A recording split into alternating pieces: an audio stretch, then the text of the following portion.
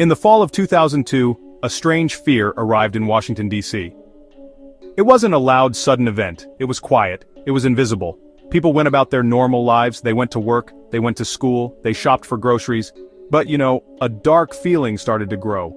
Something was wrong. A shadow had fallen over the city and its surrounding areas. This shadow wasn't from the clouds or the tall buildings. It was a human shadow.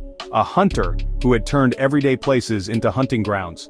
The first incident happened on a cool October evening. A single shot rang out. Then another, in a different place. At first, these events seemed separate, but a pattern began to emerge. The shots were coming from a distance. The shooter was skilled.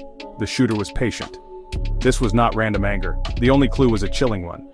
A tarot card was found at one scene. It was the death card. On it, a message was written for the police. Dear policeman, it said, I am God. The attacks continued. Each one was a surprise. Each one was a tragedy. The sniper chose his targets without a clear reason. A man mowing his lawn, a woman reading a book on a bench, a child walking to school. The victims were young and old, from all different backgrounds. The police were working around the clock. They set up a special task force. They studied maps. They analyzed bullet fragments. They interviewed witnesses. But the sniper was smart. He left very few clues behind. The shootings happened in different counties, and even different states. This made the investigation very hard. The sniper moved quickly, disappearing moments after a shot was fired. The public tried to protect themselves. People started to run while pumping gas. They would duck and weave as they walked from their cars to the store. Some people even held up blankets to shield themselves. Schools went into lockdown, keeping children inside all day. Outdoor sports were canceled. The rhythm of daily life was completely broken. The sniper had changed the way people lived, making them prisoners in their own communities. For 3 terrifying weeks, the Washington, D.C. area felt like a city under siege. The attacks came without warning at any time of day. Morning, noon, night. The sniper left little notes for the police at some of the crime scenes. These messages were confusing and demanding. He asked for money. He made threats. He taunted the investigators. The media coverage was intense. News helicopters flew over crime scenes. Reporters gave live updates behind police lines. The faces of the victims were on every television screen. This constant news created a climate of shared fear across the entire region. Everyone was following the story. Everyone was talking about it. At work, at school, at home. Public reaction was a mix of fear, anger, and unity.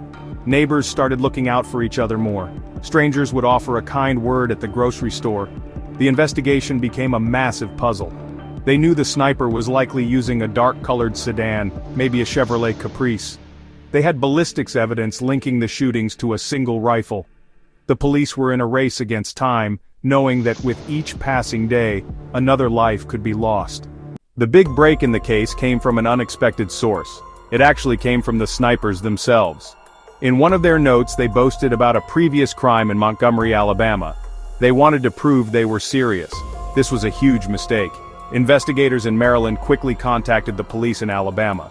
They learned about a robbery and shooting at a liquor store. A fingerprint had been left behind at that scene.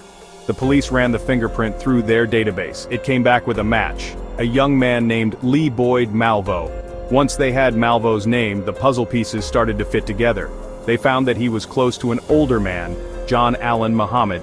Muhammad was a former soldier with firearms training. He also owned a car that matched the description of the sniper's vehicle, a blue 1990 Chevrolet Caprice.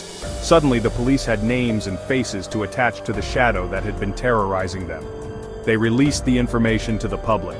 They told everyone to be on the lookout for John Allen Muhammad, Lee Boyd Malvo, their blue Chevrolet Caprice. It was a massive manhunt. The entire country was now watching. The end came late at night at a highway rest stop in Maryland. A truck driver spotted the suspicious blue Caprice. Officers swarmed the rest stop. They were arrested without a fight. The long and terrifying siege was finally over. After the arrests, the city breathed a collective sigh of relief. The fear that had gripped millions of people for 23 days was gone. Children could play outside again. People could pump gas without looking over their shoulders. Life began to return to normal, but it was a new kind of normal. The community was changed forever.